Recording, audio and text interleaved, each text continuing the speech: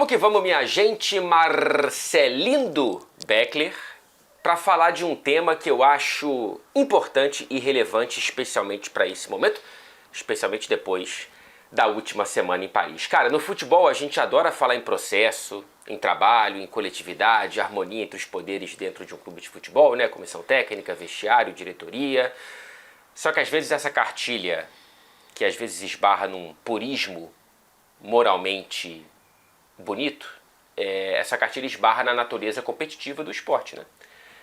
Vencer importa, e muito. E é nessa encruzilhada que o Arsenal se encontra, eliminado da Liga dos Campeões e mais uma vez terminando uma temporada sem títulos. Tem trabalho, tem processo, tem evolução, mas essa temporada deixa uma sensação de que, caramba, não é possível que mais uma vez não vamos levantar um troféu. E não foi dessa vez que o Arsenal voltou para a final da Liga dos Campeões, Marcelinho. É isso, depois de tantas vezes e tantos programas falando bem de alguém e logo depois esse clube e esse jogador não fazem absolutamente nada, a gente tem decidido adotar o caminho contrário, esperar um clube muito mal para falar. Já foi o Real Madrid, agora é o Arsenal. Semana que vem, Fred e Beckler explicam o Cruzeiro. Vinheta.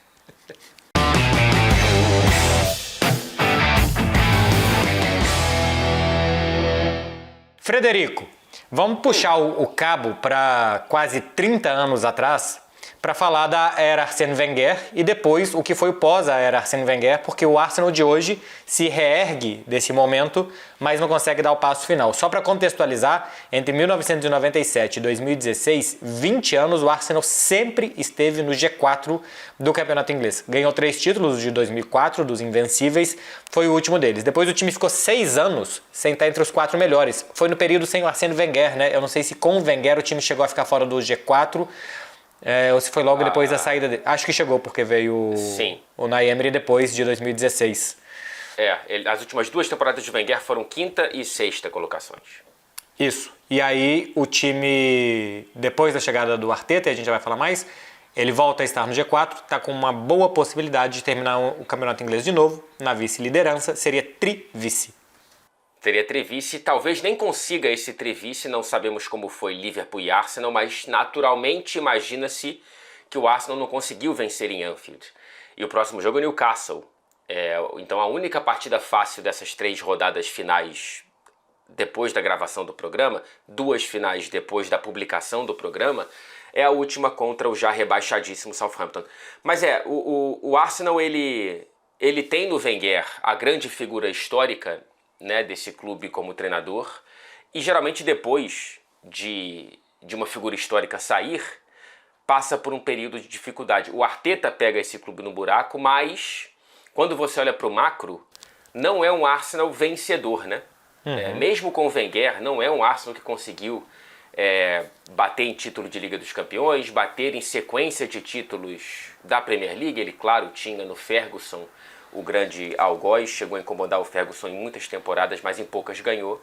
Ganhou Copas Nacionais aqui e ali, o Arsenal é o maior campeão histórico da FA Cup. Mas esse papo de precisa de título, muitas vezes não foi o papo do Arsenal. O Wenger transformou o Arsenal em um clube bonito de se ver jogar. Antes era um Arsenal muito característico pelo jogo duro, muito inglesão mesmo, e o Wenger traz uma repaginada. Então o Arsenal é um clube que se acostumou a pensar no como também, e não só em levantar título por levantar título. Tanto que manteve Arsène Wenger por mais de 10 anos, né? Sem nenhuma Premier League, sem Liga dos Campeões, com as Copas Nacionais, até fazer o passo para o Unai Emery. Não foi bem o Unai Emery no Arsenal, e agora tem o Arteta, que também já está há algum tempo sem conseguir conquistar títulos. Ele assume o Arsenal em dezembro de 2019, o Arsenal tinha sido o 8º colocado da Premier League. Nessa temporada 19 e 20 ele ainda termina na 8ª colocação e depois ele é 5º, segundo, e essa temporada a gente vai ver onde que vai chegar. A sensação que dá, Fred, é que o Arsenal voltou para mais ou menos onde ele estava com o Wenger, né? Assim, é um time que tenta jogar bem, que tenta dominar, que tenta ser mais do que um time engessado e reativo, mas os títulos não vieram com o Arteta em 5 anos de trabalho até aqui. Pois existe... Quando você pega o Arsenal que o Arteta pegou, o Arsenal que o Arteta herdou, e compara com esse atual, você vê uma clara evolução. O torcedor do Arsenal começa nesse meio do caminho a sentir-se reconectado com o clube. Foi muito triste ver a própria torcida pedindo a saída do Wenger naquelas últimas 2 temporadas, que o Arsenal deixou de disputar Liga dos Campeões. O Wenger coloca o Arsenal por mais de 10 temporadas consecutivas na Champions, foram quase 20, sempre na Champions, e na última joga a Europa League e você via cartazes Wenger out, fora Wenger no Emirates Stadium. O Unai Emery vem e não consegue fazer o que o Slot fez com o Liverpool pós-Klopp, pelo menos na primeira temporada. Durou apenas 18 meses, 1 temporada e meia, e aí chega o Arteta, e é bom lembrar, no primeiro trabalho como treinador. Né? O Arteta até o Arsenal era auxiliar técnico. Então é um Arsenal que é reinventado pelo Arteta, com o Arteta tentando se encontrar como treinador, e ele consegue essa sequência oitavo, quinto, segundo. E nessa temporada, Marcelo, não sei a sua sensação, em termos de em termos do que acontece dentro de campo, nível de jogo, eu acho que pela primeira vez com o Arteta o Arsenal deu um passo para trás. É um Arsenal que jogou pior. É claro que há vários fatores que mitigam e explicam um pouco essa situação. Uma delas central é o número de lesões, mas é um Arsenal que vai fazer uma campanha de Premier League parecida em número de pontos com a que fez nas 2 primeiras temporadas do Arteta, que eram temporadas de reconstrução. A sensação que eu tenho é que o Arteta é um cara que entende muito de futebol, vem de beber a água antes de assumir como técnico do Manchester City do Pep Guardiola, que era um time vencedor, então que este time precisava de pequenos ajustes para seguir vencendo, tanto que chegou a ganhar 7 de 9 Premier Leagues, né? As 7 de 9 agora vão ser 7 de 10, né? Com Guardiola, se eu não estou enganado. Ganhou a Liga dos Campeões e tal, então acho que o Arteta via ali algo que não precisava de uma temporada para outra, de grandes choques, e eu acho que de certa forma ele chegou em um ponto do Arsenal que ele reprisou isso, ou que ele replicou isso, só que sem os títulos. Em algum momento eu acho que o Arsenal precisava de mais mudanças, de atacar mais os problemas, que muitas vezes foi o ataque, e que o Arsenal não conseguiu fazer isso. Então, não sei se é o teto do Arteta, porque de vez em quando isso acontece também. É o máximo que um técnico pode fazer. Eu vou usar como exemplo o Xavi. Muito do que a gente vê do Barcelona hoje foi o Xavi que plantou. Ele que tirou o Jordi Alba do time para colocar o Baldé, ele bancou o Pau Cubarsí no time com 17 anos, tirando o Christensen da defesa, ele bancou o Lamine Yamal no time com 16 anos, tirando o Rafinha do ataque, ele inventou o Rafinha de ponta esquerda, ele bancou o Gavi. Então o Xavi tem muito a ver com o que é o Barcelona. Só que a capacidade que ele tinha de melhorar os jogadores, de transformar os jogadores, era muito baixa, bem mais baixa do que do Arteta, por exemplo. Então, ou o Arteta não teve ferramentas, ou eu acho que ele não consegue fazer mais do que isso. O que é bom, ele conseguiu reconstruir o Arsenal e devolver o Arsenal para um lugar de quase protagonismo na Inglaterra, mas ainda é insuficiente. Eu acho que a próxima temporada é uma pra gente colocar essa questão como manchete. E a minha sensação é que ainda há muito crédito no banco do Arteta com o que ele conseguiu fazer com esses jogadores. Sempre fica aquela dúvida, daqui a pouco a gente vai entrar nesse tema, né? O quanto que tem de influência e poder de decisão do treinador no mercado de transferências. O Arteta gostava muito de trabalhar com o Edu Gaspar.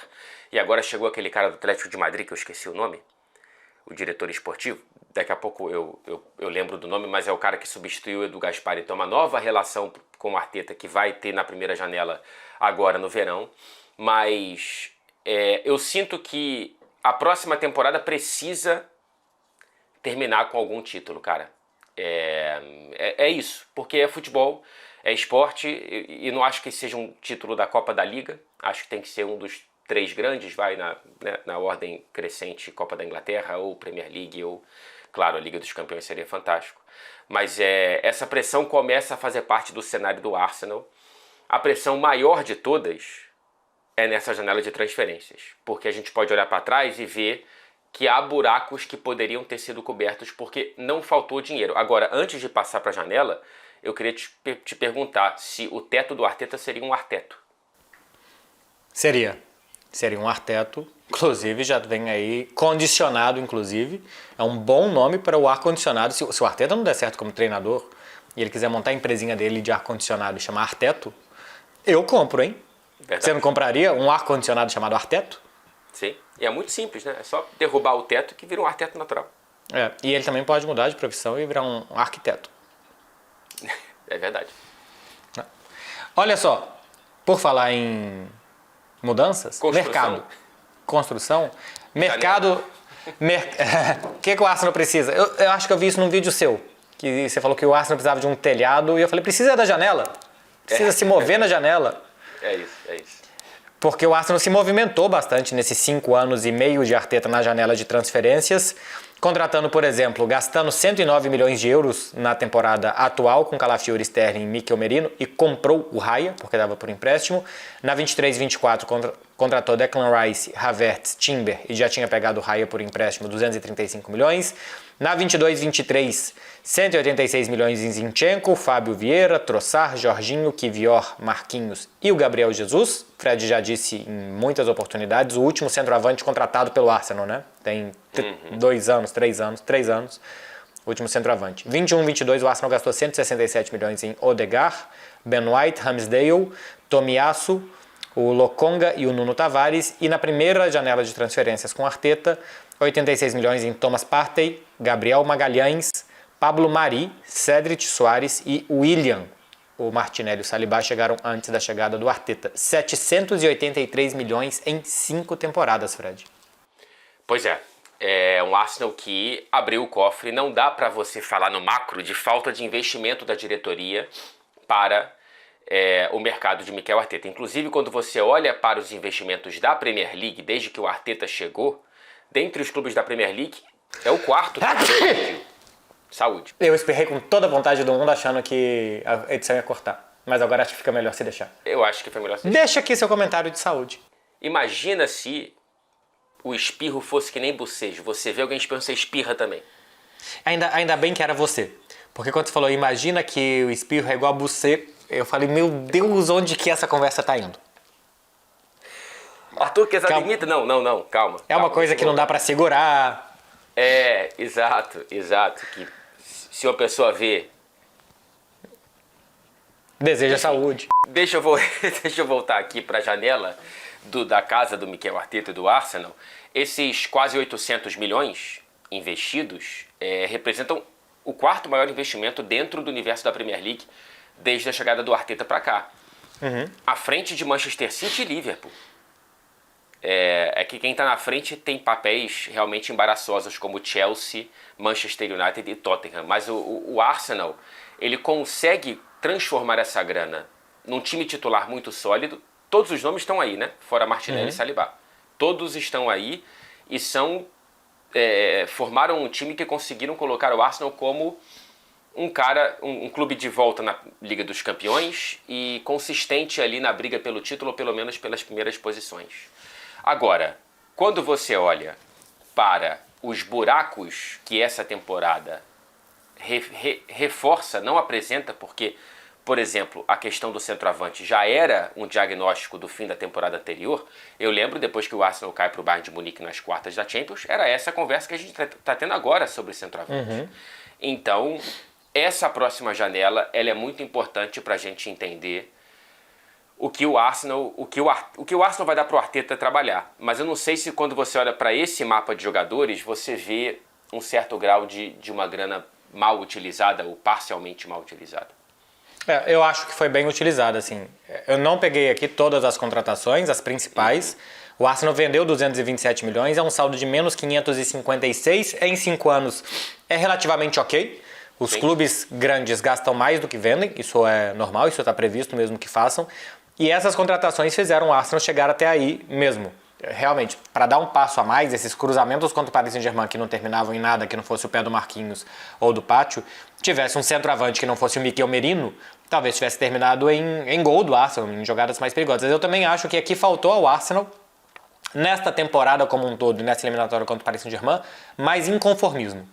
Faltou zagueiro se jogando para a área nos últimos minutos, colocar 4 atacantes em campo, por mais que só tivesse o Nwaneri, que ainda assim foi pouco utilizado. Foi um time muito plano na temporada e nesse confronto contra o Paris Saint-Germain, o que dá a sensação de que, mesmo se tivesse atacante e tal, e se precisasse de alguma coisa diferente, que o Arteta não faria algo de diferente. Porque se com o que ele tinha em campo, que era muito pouco, ele não estava fazendo nada de diferente, eu não sei se ele faria uma grande revolução dessa de transformar um Acerbi 2.0, sabe? Um zagueiro indo para a área para ver o que acontecia. A gente não viu esse nível de inconformismo do Arsenal. E aqui fica a pergunta chave desse programa. O Arsenal precisa de ajustes ou ele precisa de novo de uma revolução? Ajustes. Eu acho que a reformulação já foi feita e ela foi bem feita. Cara, ela recoloca o Arsenal num lugar que é difícil você se manter, né? O elevador da Premier League de G4, ele balança muito para a maioria. Não é todo mundo que é City e Liverpool. O Chelsea volta e meia está dentro do G4, às vezes fora. O Arsenal se mantém ali e outros não conseguem nem voltar. No caso de Manchester United, Tottenham e tudo mais. Então, é importante entender o contexto para não só criticar a segunda colocação, a terceira colocação e tudo mais. Porém, são ajustes que agora ganham um grau de pressão maior do que das últimas temporadas. Porque é isso, bicho. O trabalho é muito bem feito, o processo é muito bem feito, há problemas como em todo lugar, mas você precisa começar a ganhar grandes títulos. E para você começar a ganhar grandes títulos, você vai ter que bater Manchester City, você vai ter que bater o Liverpool, e na Europa você vai ter que bater todos esses bichos papões aí. E para isso você precisa desse inconformismo que você citou, eu gosto dessa palavra, a começar pelo mercado de transferências.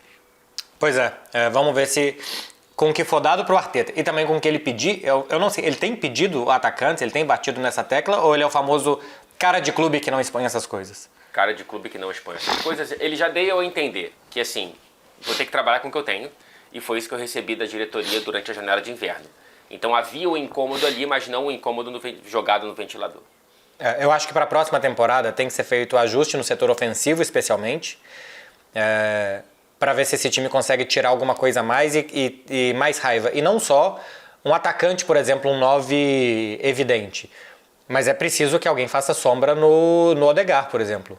Ou que alguém faça sombra ou que substitua Martinelli e Trossard, que já algumas temporadas não consegue entregar a mesma coisa de 2 temporadas atrás, de 3 temporadas atrás. Está em fim de contrato. E o Arsenal ainda não renovou com ele, não tem outro jogador para a função, porque também vai sair o Jorginho, também deve sair o Zinchenko, então algum ajuste grande vai ter que ser feito, mas principalmente precisa de um 9 titular, precisa de um fazedor de gols. O Arsenal por algum tempo, a primeira temporada de vice-campeão, ele tem praticamente 4 jogadores na casa dos 15 gols, né? O Odegaard, o Saka, o Martinelli e o Jesus naquela temporada, todos passaram na casa dos 10 gols, era muito dividido, mesma coisa, só que a partir do momento que não divide mais, que o rendimento de um outro caia, você tem que fazer esse ajuste. É o que eu faria a primeira temporada, assim, a próxima temporada. Dependendo do que acontecer, porque também a gente não pode prever que o Arsenal vai perder e que ele vai perder por conta do técnico, mas depois talvez o próximo ajuste tenha que ser o treinador. Talvez, a partir da próxima temporada, que o Arteta tiver o que ele fizer, a gente chegue à conclusão que ele é um técnico muito bom para reconstruir, mas ainda não bom o suficiente para o passo final. Porque também tem esse último passo que talvez seja o mais difícil de todos, né? Porque chegar até o segundo lugar é muito difícil, mas passar o primeiro é mais difícil ainda. Tá tudo dentro de contexto? Como é que não tá? Marcelindo, eu quero propor aqui pra gente fazer um out of context coletivo. Para que a gente analise em 3 episódios uma característica muito viva do Mikel Arteta como treinador. Que é ser doido. Que é ser doido e que é despertar em mim um sentimento tão profundo de vergonha alheia que eu tenho vontade de virar um avestruz e enterrar a cabeça numa areia. Ele é um personagem do The Office. Motivacional. Exatamente. É um personagem do The Office. Cara, o Mikel Arteta é um coach, mas é um coach motivacional. E aí, temos 3 episódios, 2 deles filmados pelo documentário da Amazon, e que não só foram filmados, mas foram autorizados para serem publicados. Exatamente. Chegou na edição e alguém falou, pode colocar. Pode colocar. Arteta, podemos colocar isso? Pode, por favor. E aí, a gente tem, e eu quero que você eleja o seu favorito, e eu quero que o público eleja também o próprio favorito. O episódio 01, que é ele numa cena no vestiário, passando lâmpadas para os jogadores, falando do Thomas Edison, que inventou a lâmpada, e que uma lâmpada não funciona fora de circuito, e que um time precisa formar um circuito para ter o brilho de uma lâmpada e a cara dos jogadores Ele tirou uma extensão da mochila, cara. Ele pegou uma extensão na mochila, tirou e ficou mostrando pros caras. Isso. E a cara dos jogadores é fantástica. Porque tem algumas perguntas que ele faz. E a eletricidade, ela vai ser transformada em quê? Ninguém sabe a resposta. É muito difícil mesmo as perguntas, assim. É uma aula de física que os caras ali não estavam preparados para ela. Exato. Quantos watts? Quem que é o Watt? É o jogador da base? Quando ele fala Thomas Edison também, eles devem ter pensado que era um jogador, que era o nome do Pelé. Exatamente. Exatamente. Aí então a gente tem esse que eu acho maravilhoso. Tem também nesse documentário, em uma véspera de jogo contra o Liverpool, no treinamento lá no CT do Arsenal, ele, para ambientar os jogadores ao clima de Anfield, ele faz com que a galera faça um puxado ali no CT para trazer caixas de som enormes para ficar tocando o You Never Walk Alone para os jogadores se acostumarem àquele ambiente. O Arsenal perdeu o jogo para o Liverpool depois disso, mas eu achei uma ideia que... Imagina, cara. Essa aí eu acho acho ela fora do comum, mas ela não me dá tanta vergonha, não sei a você. Essa me daria raiva se eu fosse um dos funcionários. Que tem que mexer a caixa de som pra essa palhaçada. Porra, lá vem o Arteta de novo, cara. Eu sou muito ruim em fazer coisas que eu não acredito. Eu preciso acreditar no que eu tô fazendo. O cara tem que levar ali uma caixa de som, pegar a extensão que o Arteta usou no vestiário meses antes, pra ligar essa caixa de som em algum lugar. Exato. Pra tocar uma música. Os funcionários, porra, lá vem o Thomas Edison de novo, hein? Já virou apelido. Ó, e o terceiro... atenção. Ah. Achei que eu ia espirrar. Eu achei que você ia dar um discurso motivacional sobre espirro. Não. Por enquanto. O terceiro, pra mim, esse é meu favorito, já deixo aqui meu voto. Ele, na pré-temporada dessa atual, ele reuniu o elenco para jantar e contratou um grupo de pickpocket. Para você que não sabe, attenzione pickpocket é a galera que furta, né? Sem você, né, perceber como na natureza da palavra furta. Para eles furtarem objetos pessoais dos jogadores, celular, carteira e tal, durante o jantar. Ninguém percebeu nada, porque era um grupo profissional. E aí no fim, o Arteta falou, isso é para vocês aprenderem a nunca baixarem a guarda enquanto um time de futebol. Cara, a cada frase eu fico com vergonha. Eu não consigo, Beto. Assim, começa com um problema muito grande que é ter pickpocket profissional, né? Como é que ele contratou isso? Onde é? Ele foi no metrô. O metrô tem músico e tem pickpocket. Foi no metrô de Londres, buscando o melhor time de pickpockets da capital inglesa. Lá vai o funcionário do Arsenal de novo, tem que fazer contrato lá. Um cabo enrolado no pescoço ainda, um pendrive de You Never Walk Alone. Por favor, você rouba as pessoas? Não, eu não, é um mal entendido, eu só quero te dar um dinheiro. Exato. Agora, o meu preferido eu acho que é o da motivação no vestiário. Porque ele fala com muita paixão do negócio, da lâmpada. Ele fala com muita paixão e são perguntas muito difíceis mesmo. As perguntas são difíceis. E o curto-circuito, como é que acontece? E se essa lâmpada não acender e essa daqui? Assim, se eu sou um professor de física, eu já tenho aula para garotada adolescente ali por um tempo. O outro ponto que eu quero fazer é, se é o Vanderlei Luxemburgo no Real Madrid fazendo isso, é piada por décadas. Exato. Pouco se fala sobre o habeas corpus que tem um europeu para fazer essas bizarrices. Mas estamos aqui cumprindo o nosso papel de ridicularizar. Ridicularizar ele em vários contextos diferentes. Exatamente. Então, escolha o seu favorito. Pickpocket, You Never Walk Alone ou o Thomas Edison. Exatamente. Resumo. Não tem indicação. Não tem, não. Tem sim. Pseudo passou? Passou, tem indicação. Então, como é que a gente vai? Como é que não tem indicação? Para você que ainda não tá sabendo, e para você que tá sabendo também, né? Uhum. Eu adoro essas frases, porque para você que ainda não tá sabendo, aí quem tá sabendo faz o quê? Outro dia eu conheci uma pessoa que falou assim, pra quem não sabe, meu nome é Gilmar. Eu falei, pra quem sabe, como é que é? Paulo? Exatamente. Então, pra você que sabe também, o De Placa está de casa nova, tá? Ele saiu do canal de YouTube De Placa e agora ele tá no canal da TNT Esporte Brasil, que é esse canal que você está assistindo o nosso programa. Tá acontecendo De Placa agora, inclusive. É verdade. É verdade. Não vai pra lá. Fica aqui. Quer dizer, tá terminando, então vai pra lá daqui a pouco. 10h30 da manhã de segunda a sexta.